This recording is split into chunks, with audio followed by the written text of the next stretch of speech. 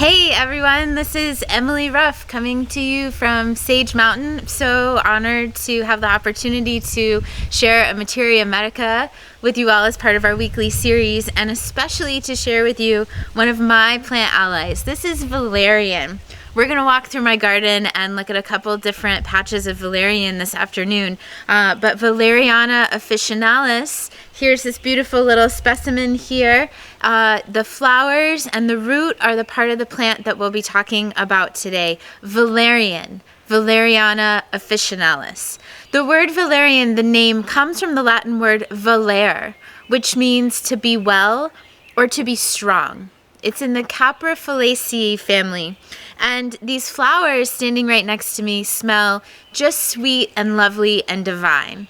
But the medicine that we're going to mostly be speaking to today is the root of the plant. And a lot of you know the scent or the aroma of the root of this plant to not necessarily be something that you would describe as divine. The valerian plant contains a compound called valeric acid. And that's the compound that is most noted to give this plant a very strong scent or strong aroma. In the younger plants, the root might be described as sweet and earthy, but in the more mature plants, my herbal teacher from many years ago, George Darcy, used to describe it as dirty socks. So it definitely has a distinct aroma to it that many of you are familiar with, whether you grow this plant in your garden or whether you've worked with it from an herb store or an apothecary. This is valerian growing in a northern garden. I'm coming to you today from central Vermont, but I also grow valerian in my central Florida garden in the Orlando area. I first got starter plants in Florida from my friends Jason and Santiago at Tree Hugger Farm down in South Florida area, and I'll share a link with you in the comments below so you can visit their farm and their greenhouse and grab yourself some valerian. In Florida, valerian, in my experience in Orlando, has not grown quite as tall. It's taken longer to flower, but it's still survived very well even through the summer heat. I've grown it both in a container, but it prefers to grow in the ground, especially so its roots can get nice and full and developed. This is a plant that when it's in flower, you see a lot of pollinators come to. In fact, there's many butterflies and moths in the Lepidoptera family that come and enjoy this plant. Just before I came over here, I saw some little bees and pollinators buzzing around the flower. There's a little tiny beetle crawling around the flower right now. So this plant is a wonderful plant in our garden to help build a diverse ecosystem of lots of different species. The flower I have used before as a flower essence. A flower essence is an energetic or a spiritual medicine, a vibrational medicine. It's not necessarily the biochemicals that we're extracting, but more the essence, the spiritual essence of the plant. I've used that flower essence for strength of heart, for emotional strength, and to feel stronger, more solid, and more protected in the heart. This plant grows to about 5 to 6 feet tall at its maturity, and I typically harvest the root of it in the fall. So we're not going to harvest any of the plant today, although I will show you some pictures of the root later on. We're going to let this continue to be in the garden, but in the fall, after the flowers have been spent and gone to seed, I will dig up the root of the plant and then process it into medicine. Now, in the herbal community, there's often controversy about whether fresh valerian or dried valerian makes the best medicine. I have to tell you, in my personal experience, I've used both, and both seem to work equally effectively. The root of the plant is known as a nervine. A nervine you might think of like a nervous system tonic, something that is going to be good for stress, for sleep, for mood, a nervine. So first and foremost, we consider valerian a nervine. Now, not everyone reacts to valerian in the same way. Some of us experience a more sedative effect. The majority of us experience a more tranquilizing and relaxing effect from valerian. But there are some of us And it has to do a bit with dosage and the state of our thyroid, and also whether we are sympathetic nervous system excess, which is typified with enlarged pupils, or parasympathetic, which is more tiny pupils. But we react differently. If we're sympathetic excess, those enlarged pupils, then this is a relaxing, a tranquilizing, a sedating medicine for us.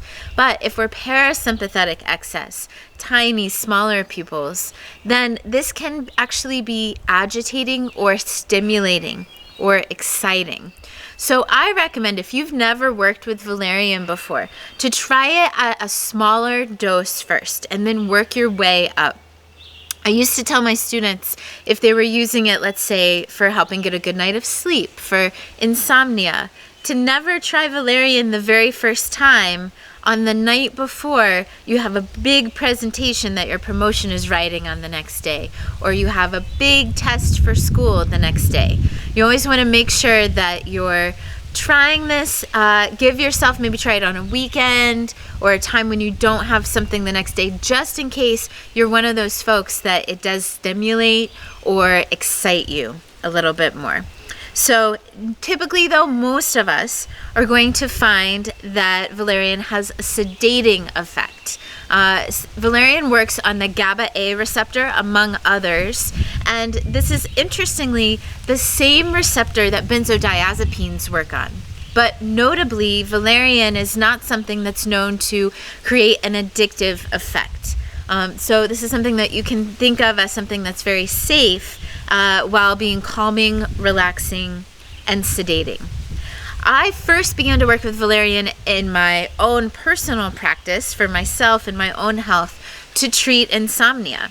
I always had trouble falling asleep at night. It was as if I would wind down and relax and get ready for bed, and then suddenly I was full of energy and my brain was full of chatter. So I first worked myself with valerian before I was a practicing herbalist, just getting to know the plants, as a medicine to help me fall asleep at night for insomnia. And as I continued my practice, I found that lots of other people benefit as well from using valerian about 30 minutes before bedtime to help with insomnia. In recent years, I've also combined valerian and ashwagandha together in formulas. Some of you are familiar with ashwagandha or have been to some of our workshops at the Bodhi Garden where we've harvested ashwagandha and processed it for medicine. Ashwagandha is an adaptogen that often helps empower quality sleep throughout the night. It helps us to stay asleep throughout the night. So some folks that wake up throughout the night find the valerian helps mitigate that and allows you to sleep fully and fully throughout the whole night. Well, valerian helps you fall asleep at night, but you might still find yourself waking up later. So the two together, if you have both trouble falling asleep and staying asleep, quality, fully asleep through the whole night, then you might try the two of those together, valerian and ashwagandha. I also use valerian for pain, typically for mild pain. If I'm looking at something that's very major or serious after an accident or injury or surgery, then I may look to something a bit stronger like Jamaican dogwood or California poppy. But for mild to moderate pain, valerian is delightful. If I've taken a hike or I've worked really hard in the garden and my muscles are sore, valerian is just the medicine I need to help relax the muscles and ease that pain. It's an anodyne or an analgesic, so it helps to ease the pain, especially mild to moderate pain. I love working with valerian for headaches in that same way, to ease the pain that may come with a headache. This is such a beautiful plant for muscles as well, as I mentioned, relaxing the muscles. It's an antispasmodic, so it's not just an analgesic and alleviating the pain, but if the pain is because you have tense, tight, cramping muscles, then this will also release and ease and relax those spasms for you. I have loved working with this plant as a sedative for the central nervous system. It's slightly warming on an energetic level. So those of you that are thinking about cooling or warming herbs, do note that it is slightly warming. And again, that caution, because it's slightly warming and because it might have that stimulating effect, if someone's dealing with a hot condition or if they are very hot energetically by their constitution, then valerian may not be quite the appropriate herb for them. Conversely, even if you are experiencing a lot of calming and sedating from valerian, you may feel a little bit of lightness or what might be described as a floating feeling, like your head might feel a little floaty. I recommend folks just starting with low doses and seeing how your body reacts to working with valerian. And sometimes it's folks that just jump in the deep end of the pool and try a really heavy heroic dose that suddenly feel that lightheadedness or that floatiness that I'm describing. A few folks also will experience what I might call a valerian hangover, especially those that are new to working with valerian. If you take a whole lot of it on your first dose, the next morning you might wake up feeling a little bit groggy, a little bit tired. Usually that dissipates the longer that you work with valerian over time. So again, just start with a lower dose and start to increase your dose until you reach the effectiveness that you need to relax your muscles, to ease your pain, and to help you fall asleep at night, but so that you avoid any symptoms of lightheadedness or any grogginess or valerian hangover when you wake up the next morning. I usually work with valerian about 30 minutes before bedtime. A lot of my clients prefer to work with valerian as a tincture because they just can't step over in their mind the aroma or the scent. It's interesting. I love working with the tea, and you do smell that strong aroma, but it's not a part of the flavor profile at all. I feel like for me, valerian is this very sweet, earthy, rooty flavor. And so I actually love sipping on the tea at night, despite a little bit of the aromatics that might accompany that. But a lot of folks do like to work with the tincture or with capsules. And I also have a colleague that does a lot of valerian glycerite, which is processing it in vegetable glycerin. She does that for children as well as for folks that can't or don't wish to consume alcohol. And she has a beautiful formula where she blends valerian and chamomile together in a glycerite, which I find the flavor and the experience to just be such a calming, soothing blend. So I love the two of those together, valerian and chamomile. This lovely little plant ally of ours also has a tonic effect on the heart, as well as being slightly relaxing. So this is something that has been used in formulas for high blood pressure or irregular heart rhythms. And again, I also think about the emotional or the energetic heart when it comes to working with valerian. I worked with this plant a lot when I was spending time in Standing Rock, North Dakota, on the banks of the Minnesota, the Missouri River, working to protect the water alongside the Lakota, Dakota, Nakota, and various other nations that had converged there back in 2016 and 2017. There was a heightened level of stress all the time, both acute and chronic stress going on in that environment. And I found valerian, especially just a minor dose of it, helped me calm my brain chatter at night and helped to relax my body, but also gave me a sense of strength of heart. It helped me to kind of ease both my high blood pressure and my high heart rate that was coming from the stress, but also on an emotional level helped me to feel a relaxed and strong heart. So I often work with the flower essence for that, as well as working with the tincture or the tea for that emotional benefit of valerian.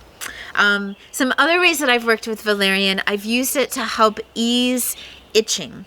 Now, easing of an itching, any type of rash or any type of itchiness or agitation that we have, that we want to address in and of itself. We never just want to take a sedative Nervine and kind of throw a Band-Aid over it and call it a day. But if we're dealing with a rash or some other type of skin irritation that's causing itching, then we might add a little bit of valerian to other herbs that we're using to address the root cause that can help ease that symptom of itching and help bring us more comfort. In particular, I've worked most often with valerian and burdock together as a tincture. I've also worked with valerian in complement with red clover or other alternative herbs that can help to address internally any of the toxins or any of the lymphatic stagnation that might be the cause of the rash or the itching, where valerian is there to calm. Those other herbs like burdock or like red clover are there to actually address the underlying cause of the issue. I use it up to 4 times a day for pain, for muscle tension, for overall stress. We think about valerian a lot as an herb that's more acute, for acute pain and acute stress and acute insomnia, but especially in lower to moderate doses, I have seen benefit working with this herb over a longer period of time, especially for individuals that are dealing with chronic levels of acute stress. I'm thinking about folks that are dealing with complex post-traumatic stress disorder, or folks that are in work environments or in relationships where there is a constant level of heightened stress and acute stress becomes the chronic norm. Valerian can be very useful as a daily ally in those cases. Again, if you let it grow to full height before you harvest it, it can be about 5 to 6 feet tall, and this is a perennial. So those of you that live in a northern climate, it may die back in the wintertime, but it will always come back for you in the spring. In my Central Florida garden in the Orlando area, it just is constantly in foliage and beautiful. It tends to bloom a little bit less in that environment, but I've only been growing it there for about 5 or 6 years, so it could just be part of its natural cycle. I'm curious to know if some of you grow valerian in your garden, how you grow it and how it flowers for you, and which type of environment it grows best for you in. I've grown it in Florida both in sun and in shade, and in a sunny spot I definitely have to make sure that I keep it well watered, primarily because of that heat just beating down on it and baking it, whereas in a shadier spot in the garden it gets a little more established as a perennial and I don't have to think about watering it as much. Let's take a minute now and wander through the garden and see some of the other patches of valerian.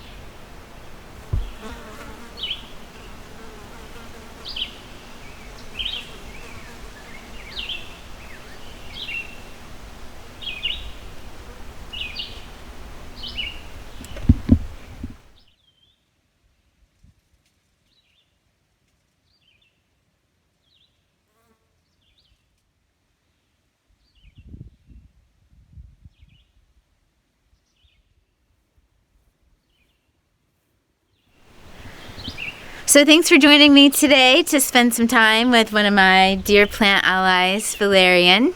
There are some resources below, so check out some of those links. If you enjoyed our video, please give us a like or hit subscribe. And just as a reminder, this is one of the 20 plant allies that we cover in our Roots of Herbalism course, and our sale, our summer sale for our new version of Roots of Herbalism with all the extended features goes on through tonight at midnight. So if you're interested in learning more, just click the link below. Thanks so much for joining us, and join us next week. Tune in for our next Materia Medica.